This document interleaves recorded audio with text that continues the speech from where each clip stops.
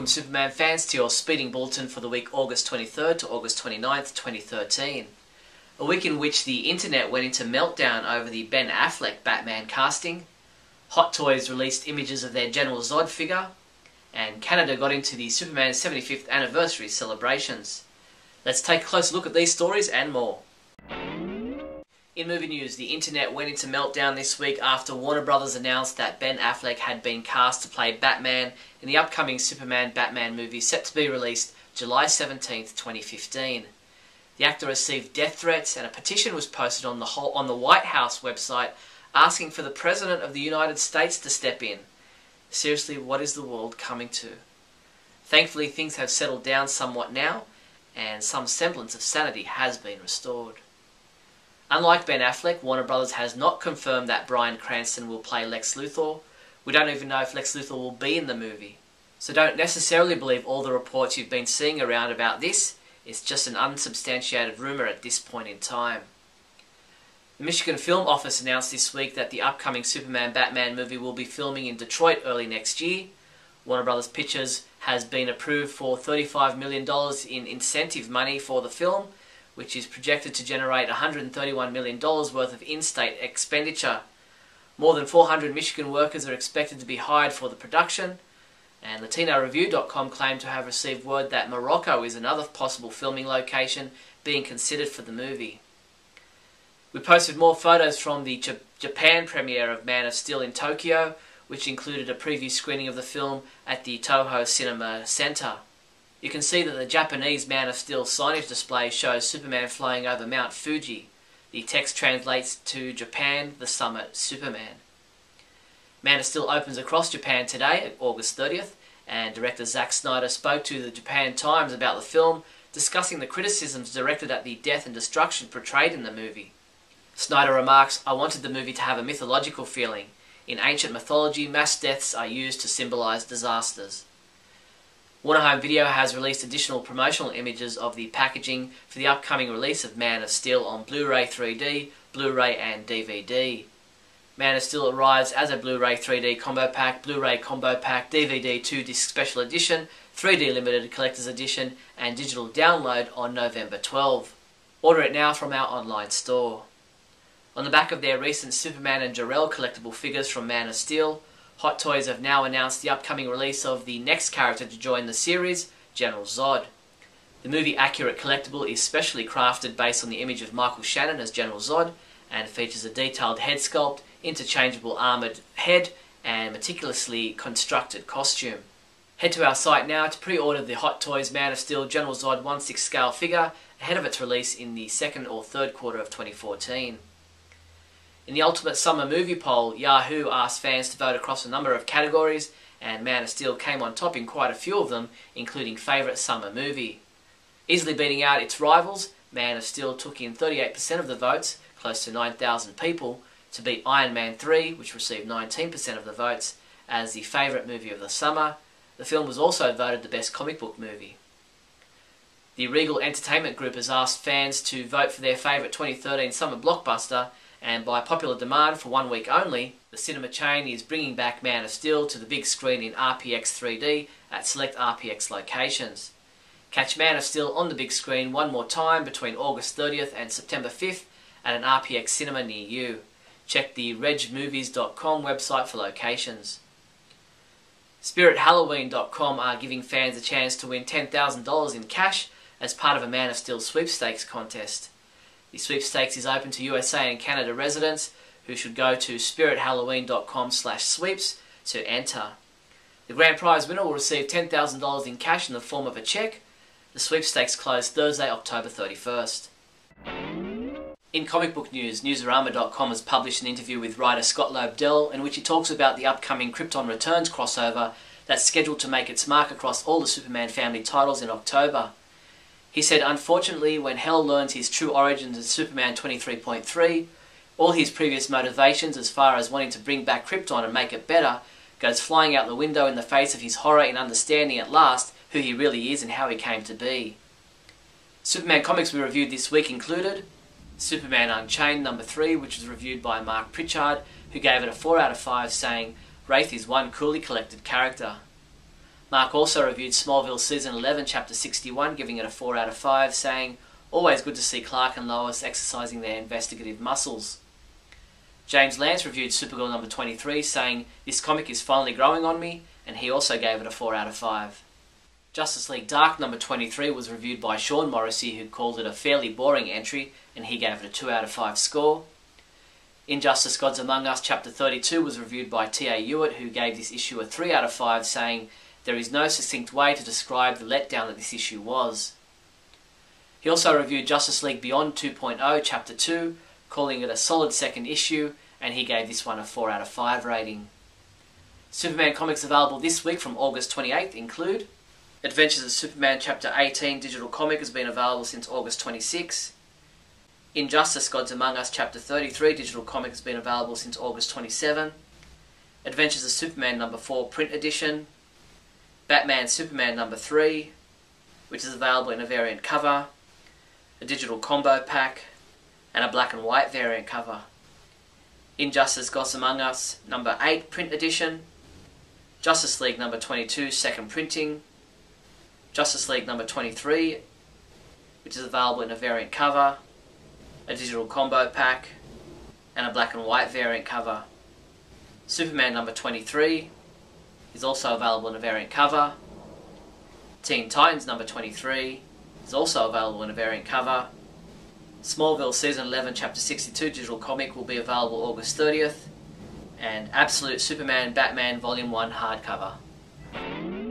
With everyone talking about Superman and Batman joining forces on the big screen in the upcoming movie, we've highlighted for you a selection of Superman Batman movies, radio shows, toys and comic book stories to keep you entertained until July 2015. Grab the Absolute Superman Batman Volume 1 hardcover for $59.99. And you'll definitely want to read the Enemies and Allies novel by Kevin J. Anderson on sale for just $12.08. These and other great World's Finest items are available from your one-stop Superman shop, the Superman Homepage online store at supermanhomepage.com/shop. In other news, Canada Post are now taking orders for their commemorative 75th anniversary Superman postage stamps. The run of Superman postage stamps include designs that showcase the evolution of Superman's image from his origins to present day. The Superman stamps will be available from September 10. Not to be outdone, the Royal Canadian Mint will be releasing 7 Superman collector coins to also celebrate the Man of Steel's 75th anniversary. Each coin will feature highlights from the long history of Superman and have a special engraved message in Kryptonian. The first coin is cast in 14 karat gold and will cost collectors $750 and will depict the first time Superman jumped into action in 1938. The other 6 coins range in price from $129 to $29 and will be unveiled in Toronto on September 9th. Artist and contemporary fashion designer Lauren Moshi has teamed up with Warner Bros. Consumer Products for a stylish spin on some of the most iconic characters in entertainment, including Wonder Woman, Batman, Batgirl, Superman, and Supergirl. The designs are set to hit stores over a period of 6 months, starting this fall. Retail prices range from $98 to $202. Episode 104 of Radio KAL, the Superman podcast, is now available to listen to. In this month's show, Scotty and I discuss Ben Affleck as Batman, Lex Luthor casting rumours, Man of Steel Japan premiere, Blu-ray DVD releases, DC Super Pets, and all the latest Superman comics, as well as Canada's Superman stamps and more. Listen to it now at supermanhomepage.com/radio. Superman fans attending Wizard World Ohio Comic Con in September may be interested in attending a comical Superman roast at the nearby Garden Theatre on Saturday, September 21st. Local comedians don tights and capes to honour the Big Blue Boy Scout, the only way they know how, by mercilessly poking fun at him. Entry for the Superman roast is $8 at the door. Show starts at 10 p.m. Speaking of conventions, Sarah Douglas will be a special guest at the Cardiff Comic Con taking place across August 31st and September 1st at the UK's Motorpoint Arena, Cardiff, while Dean Cain will be making an appearance at the Salt Lake Comic Con, which is being held at the Salt Palace Convention Centre in Salt Lake across September 5th to 7th. That's all the Superman news there was for the week August 23rd to August 29th. I'm Steve Younis from supermanhomepage.com. Great Scott! Great Scott! Great Scott!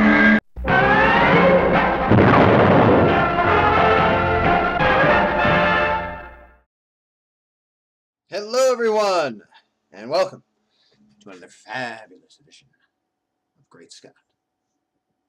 Affleck! I'm Scotty V. Thanks for watching. So, right before my last week's episode went live, we found out that Ben Affleck would be playing the Caped Crusader in the upcoming Man of Steel sequel, Batman, Superman crossover, the Versus movie where Batman's going to punch the crap out of Superman and Superman's going to cry like the baby that we all know he is and the worthless superhero that we've all been told he's become. DC wants us to love Batman, we know this. DC loves Batman, we know this. The creator fanboys love Batman, this we know. Most people have a problem with Superman. We know that as well. Now, here at the Superman homepage, and a lot of the friends that we all have on Facebook, a lot of our personal friends, don't feel exactly the same way.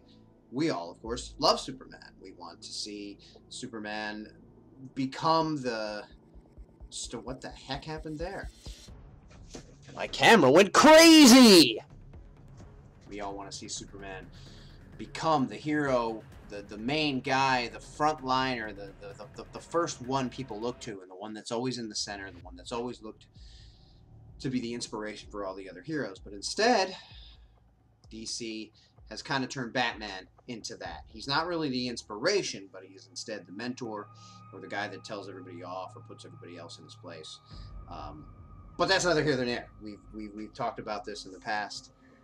I like to watch superhero movies, and I'm actually pretty excited about a Batman-Superman crossover. I'm hoping that Warner's either comes out and says it, or we find out as time goes on that this is not Man of Steel 2, but instead Batman/Superman, World's Finest, or Batman and Superman are friends, or Batman and Superman try to kill each other, but Batman's really the only one who could accomplish this feat. That would be a long title. But Ben Affleck, quiet the hell down. Not you, Ben. Everyone else. There's a lot of people who haven't said anything, and to you, I apologize for this rant. For everyone else, shut the hell up! Ben Affleck is an actor. He is an award-winning director. He is an extremely creative and talented individual. All I'm hearing, mostly what I'm hearing is, don't you remember Daredevil? Don't you remember Geely? Actually, I don't remember Geely. I never watched it. I was never interested in the Ben Affleck, Jennifer Lopez romance. I was never interested in Jennifer Lopez movies in general, though I did see In Plain Sight. That's a TV show. Some movie with her and George Clooney, which was actually pretty good, and I think it was critically accepted as a pretty good movie as well. But other than that, I was never really interested in Jennifer Lopez in the movies, and I'm not a rumor monger, so I don't really care that much about the love story between different celebrities or who's wooing who. So, I didn't care about Geely. I didn't know about Geely. We all heard about how terrible it was. I can't really form an opinion. I've never seen it, and I never will. I also never saw movies like Reindeer Games with Ben Affleck. These were during the times when he was trying to kind of find himself after the big movie with Matt Damon, where they won all the awards and they were big Hollywood stars at the ripe young age of 20 or something. And I think if anybody finds that kind of success that early, sometimes it's hard for them to then find their place. Many people for years have been talking about, oh, well, look how easy it was for Matt Damon. He went on and became a superstar. Ben Affleck became a failing movie star. That's a lot of what you hear. And then he made movies like Daredevil, which is almost 20 years ago now, or 15 at the very least. And it wasn't that bad. And I know before you attack me and say, what? Well, where are your tastes? No wonder you liked Man of Steel. It wasn't among the crop of Marvel movies or the Batman, the Nolan trilogy of Batman films, or Man of Steel, in my opinion. It wasn't in that strata, but neither were any superhero movies at that time. We hadn't yet gotten to the golden age of superhero movies, as I like to call it.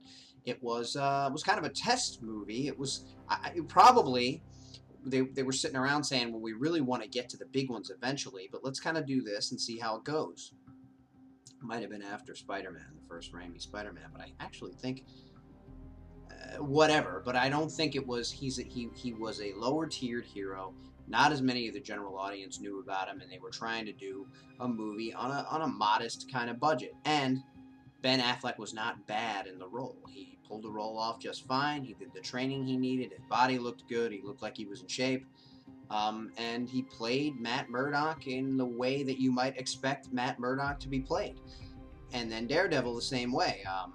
Colin Farrell was a little over the top. The whole idea of Bullseye being in the movie and being played the way he was over the top. Having Elektra there kind of started to bog it down with too many characters and too many complications. But the acting from Affleck was not unbelievable. He was not terrible. There was nothing wrong with him in the role.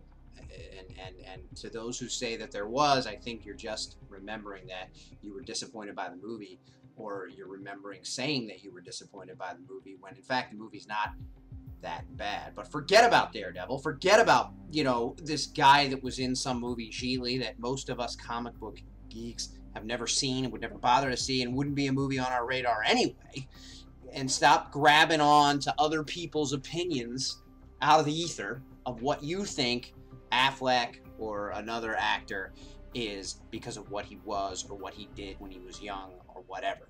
Almost all actors that aren't brand new in Hollywood, like, say, Henry Cavill, who was in The Tudors and got, pretty good reviews there, and then did Immortals right before Man of Steel and a Halloween movie or whatever, Hellraiser movie, and isn't a big star. My opinion would be that they should go out and cast an unknown, just like they kind of did with Cavill, rather than try to have Affleck come in, whose baggage, which is all these people talking about other movies and talking about how he doesn't fit the role, might outweigh the idea of the team-up movie in the first place, might overshadow Cavill, might overshadow Batman, might overshadow the whole thing, so that when you go in, you're just going, let's go watch Affleck. That's always a problem to me, and I don't like to cast mega superstars. The good thing about Affleck is he's not a mega superstar as an actor, although everybody knows who he is. He's more honed his craft and become a very respected member of the Hollywood community for his directing, which could also be good for the movie because maybe he can help Snyder a bit, maybe he can advise, maybe he can come up with some ideas that will work. I don't know that kind of stuff was available to him for a movie like Daredevil, which a lot of people say was terrible. If it was terrible, I don't believe that it was because of Affleck, and I actually am kind of excited about seeing Affleck as a slightly older Batman. They're calling him a wiser, more seasoned crime fighter to Henry Cavill's fresh-faced Superman. I don't really love that line, and we were kind of told that Superman was the first and others would follow. Maybe he hasn't won the suit yet, maybe he hasn't actually become that, but that would be strange to be in his 40s and to be an older, wiser crime fighter and to only decide now to start. So what I'm thinking is he's probably an underground kind of myth, which a lot of the Batman, depending on the continuity stories, paint him as before Gordon meets him and before he is kind of out there and everybody in the world knows that he exists. He's kind of a mythological hero, nightmare, scary type of thing, which works for Batman, but still is kind of like a lie that they told us. And I don't think it's Snyder's fault. I think Warner Brothers moved in and said, this is how we can beef this thing up. This is how we can really hedge our bets and try to make as much money and have as much success as we can. I don't expect critics to love this idea either, even though we don't know what the script is and we haven't seen the movie. I think the more you cram in, the more action, the more characters, and the more you do, the more likely you are to turn off the critics who want to see a deep personal story about one person or a couple of people who are integral to the story. Now we're talking about maybe having them come to fisticuffs, maybe having Batman make Superman weep, those kinds of things. So, but being that this is an episode about Affleck, I think Affleck is going to be good in the role. He's a good actor, and he's, aside from directing, he's acted in most of the movies he's directed. Argo, The Town, when he directed Gone Baby Gone, you could tell that he had kind of come into his own. And now as an actor in those movies as well, he's coming out in a movie called Runner Runner, which is with Justin Timberlake, who a lot of other people may question as an actor too. But Timberlake is also kind of successful as an actor and kind of talented as an actor. And Affleck being in this movie, I don't think he directed it. I don't really think he's one of the creative forces, other than being very knowledgeable in the field and knowing that he knows creative things and that he knows how movies are made and he knows what's going on. So I think Affleck's going to be fine. Quiet down about movies that were made years and years ago. Thanks, everybody, for watching. And remember, always look at Affleck!